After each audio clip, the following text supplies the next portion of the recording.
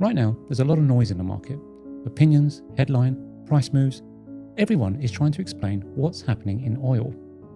So let me frame this properly. This video and the ones that follow are not about predicting price. They're about understanding how this market actually works when it's under stress.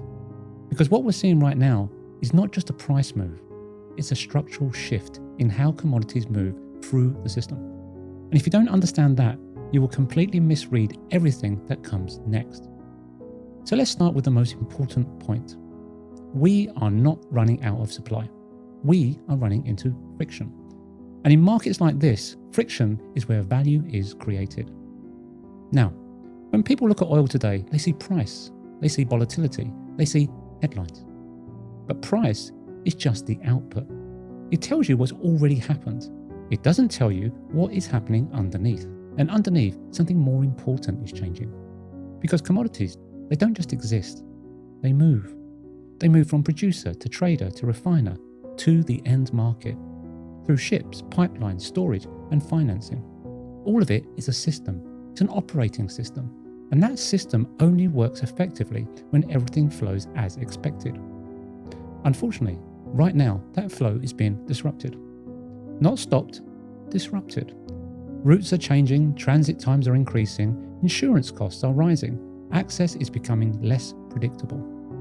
And when that happens, you introduce friction. Friction in movement, friction in timing, friction in execution. And that friction has a price. Not always immediately visible, but it's always there.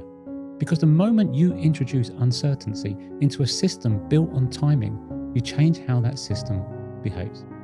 Now, let's make this real. Roughly, about 20% of the global oil flows through the Straits of Hormuz. This we know, it's been well documented. But when that corridor becomes unstable, the market reacts.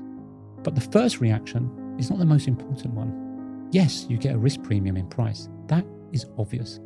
But the real impact comes later. Because cargoes don't stop moving. They move differently. Longer routes, delayed arrivals, congestion in certain regions, and gaps in others. And suddenly, what used to be predictable is no longer predictable. And that's where the shift happens. Because once timing becomes uncertain, everything else starts to reprice. Storage becomes more valuable. Shipping becomes more valuable. Flexibility becomes more valuable. Not because the oil has changed, but because the system around it did. And this is where most people get it wrong. They look at this market through the lens of a price. Bullish, bearish, higher, lower. But that's not how this market works when it's under stress. Because in reality, this is not a price story. It's a flow story. It's about how effectively commodities can move through the system. And unfortunately, right now, that efficiency is deteriorating. Slowly at first, then all of it will be at once. And when that happens, you don't just get volatility, you get dislocation. Dislocation between regions, between products, and timing.